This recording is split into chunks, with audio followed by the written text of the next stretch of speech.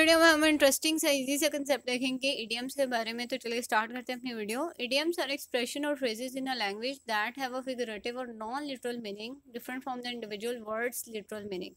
यानी कि इडियम्स एक ऐसे एक्सप्रेशन होते हैं आपकी लैंग्वेज के। It means that you are just playing with the words, ठीक है। यानी आप लैंग्वेज को बहुत ही इमेजिनेटिव और कलरफुल वे में यूज़ कर रहे हो। Instead of saying simple words you are using playful language, right. Playful words या कलरफुल वर्ड्स या इमेजिनेटिव वर्ड्स जो कि एक इम्पैक्ट डाल रहे हैं लिसनर पे। अब इडियम्स जो है मतलब आप जो है उसको लिटरल मीनिंग में यूज़ नहीं कर रहे होते। मतलब अगर आपका उसका लिटरल मीनिंग, उसका सही वाला मीनिंग देखोगे वो तो डिफरेंट है, but you are using words in a different way, ठीक है। एग्जांपल्स हम देखते हैं, जैसे kick the bucket. Kick the bucket mean कि आपने किसी बकेट को किक किया, ठीक है, ये हो गया। बट इडियम में अगर आप देखोगे तो इट इज़ टोटली डिफरेंट। यानी कि कोई इंसान जो है अगर उसकी डेथ हो जाती है तो we are using the word kick the bucket instead of saying he passed away, he died. अब सिंपल वर्ड में you are not using this kind of words, you are saying kick the bucket, यानी कि that person died. जैसे example है हमारे सामने, I heard that old Mister Johnson kick the bucket last night, ठीक है।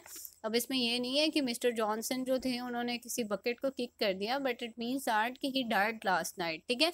But you are using the language in a very imaginative and colourful way. Second thing, break a leg.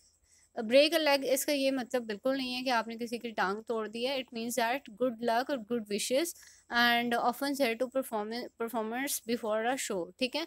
कोई performance start होने लगी है तो आप उसको well wishes दे रहे हो, आप उसको गुड लक कह रहे हो, that's why you are using this kind of idioms. और हम एग्जांपल देख लेते हैं, you are doing going to be great on stage tonight, break a leg, ठीक है। ब्रेक अ लेग यही है कि आप किसी को गुड विशेस दे रहे हो and you are just appreciating that person, encouraging that person. Piece of cake, अब पीस ऑफ केक ये नहीं है कि आपके पास कोई केक है और उसका पीस है।